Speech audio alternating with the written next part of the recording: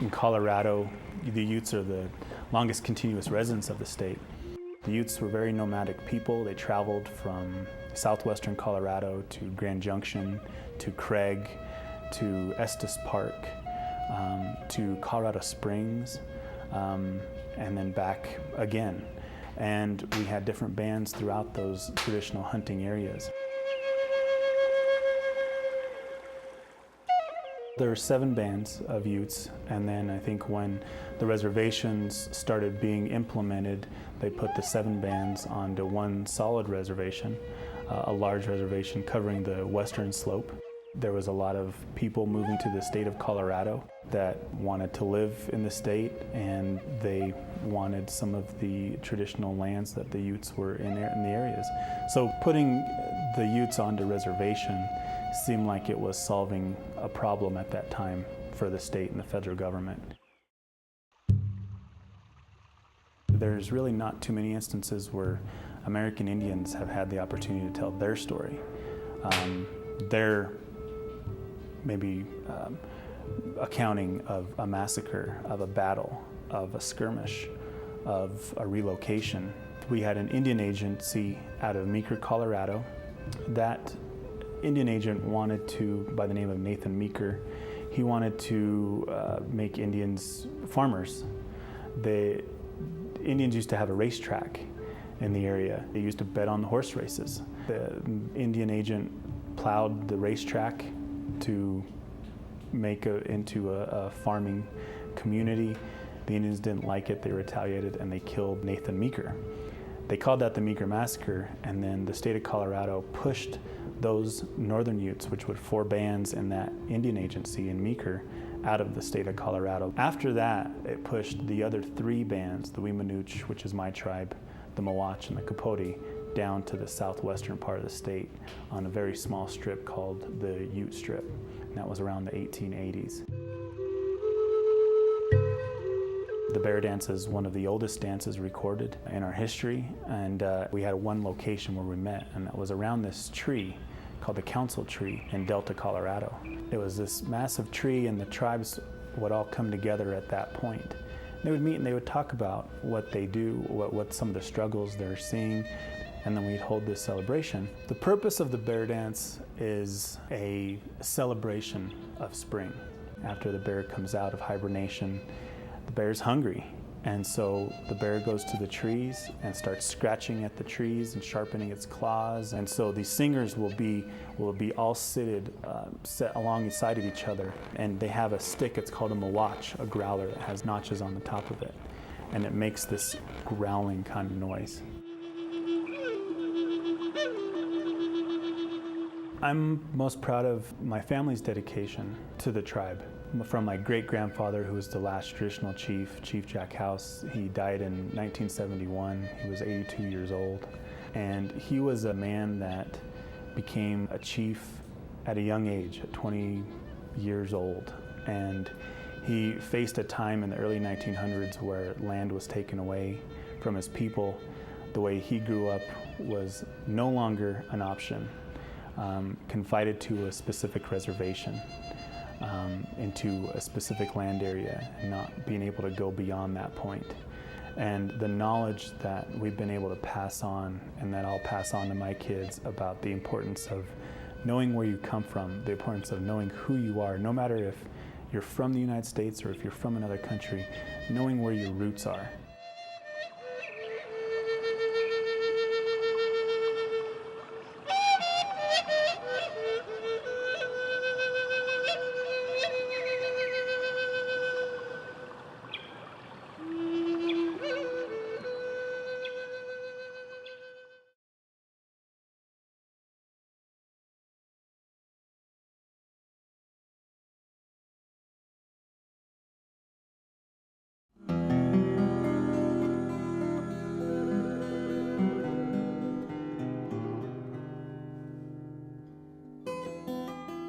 In Colorado, overall, we have over 45,000 American Indians living within the state across all 64 counties of the state, with the highest population being here in the Denver metro area.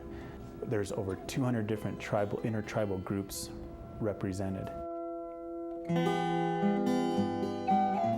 Altogether, the Ute Mountain Ute tribe is 600,000 acres, and the Southern Ute tribe is 300,000 acres. The Southern Ute tribe is made up of an allotment tribal land system, and the Ute Mountain Ute tribe is a communal owned land system, and the only difference is communal is that everybody owns it. An allotment would be private property. Each tribal member would receive a certain amount of land. When I think about home, I think about Mancos Canyon. It's the canyon that the majority of our tribe lived in, and I always think of that canyon as the heart and soul of the tribe. It's a peaceful, vast wonder. The Mesa Verde National Park is just a portion of Mancos Canyon, but it's a very powerful place in the tune of that generations of indigenous cultures well before the Utes lived in that area. There's huge ponderosa pines, and if you sit just a minute and you just have complete silence, you can hear the wind going through and rustling through these trees. It sounds like a flute. When we look at Indian communities in general, we always say we're all related. We've had our discrepancies and our disputes over time, but today we all look at each other as brother and sister, and I think that with our creation stories, they would also mirror that and say that. 564 federally recognized tribes are throughout the United States, and each have their own ceremonies, their own dances, their own language. The purpose of the bear dance is a celebration of spring. And for 3 days, we have this dance where you dance not in front of each other, but to the side. Women have to wear shawls, men wear scarves, and sometimes beaded gloves and beaded vests. And you're either a part of the singers or you're part of the people who participate. If one of the dancers falls or trips, then it's all done. Then the bear dance is over and we wait till next year's dance.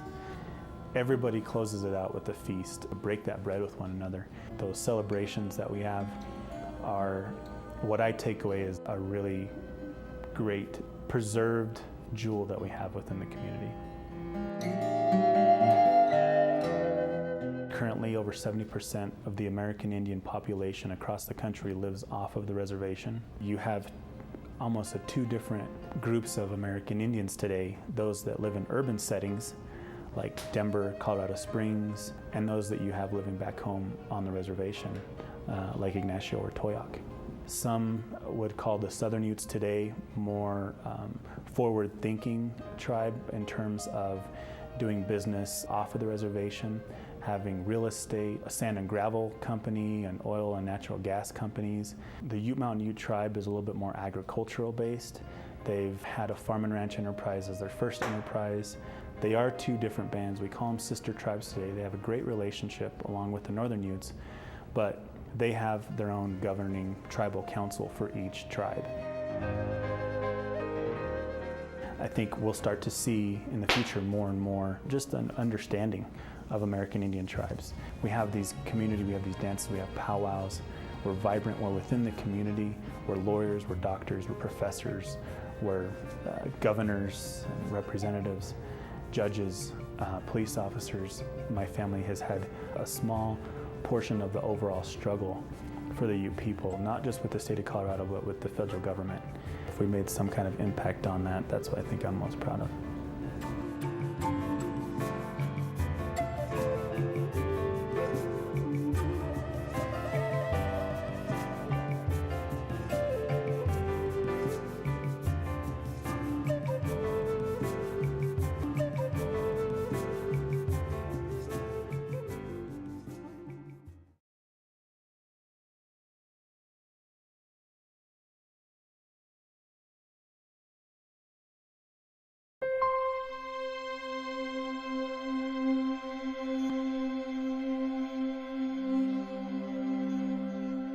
On any night that you go outdoors, and if the skies are clear and not too much moonlight, and you're away from city lights, you'll see every once in a while a little streak in the sky, a meteor, a grain of sand or rock that comes from outer space.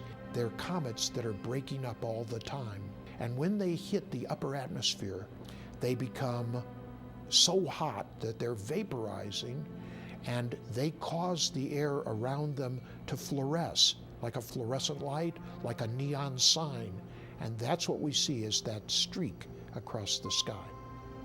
We don't face any threats from meteor showers or even meteor storms, but there's also other debris floating around up there from asteroids, more solid bodies, little particles of iron and other metals. But if it's big enough, it could reach the ground, and that's a meteorite.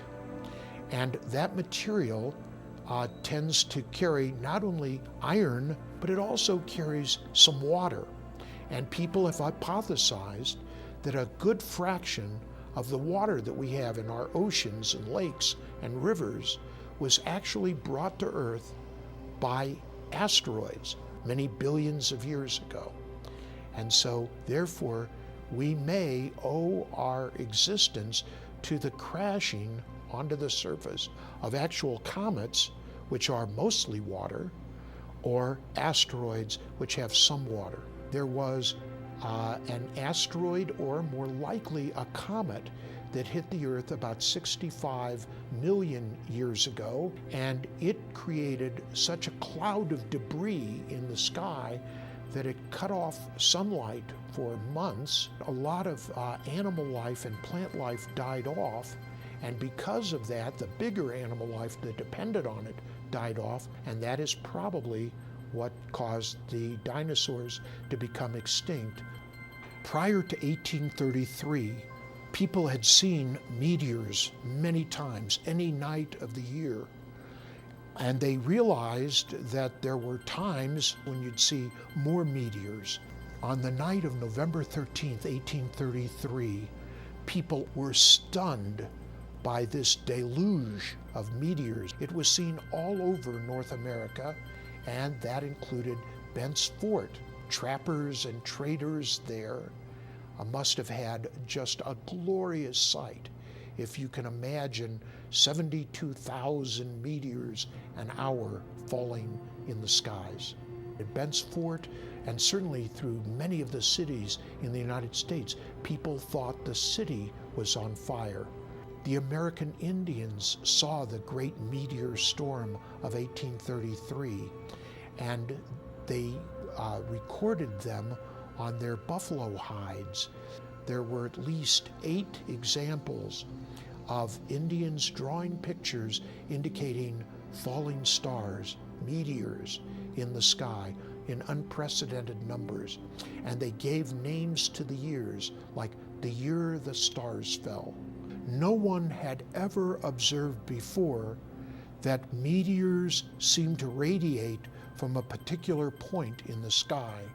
And that's what people could see for themselves when there were so many meteors as there were in 1833.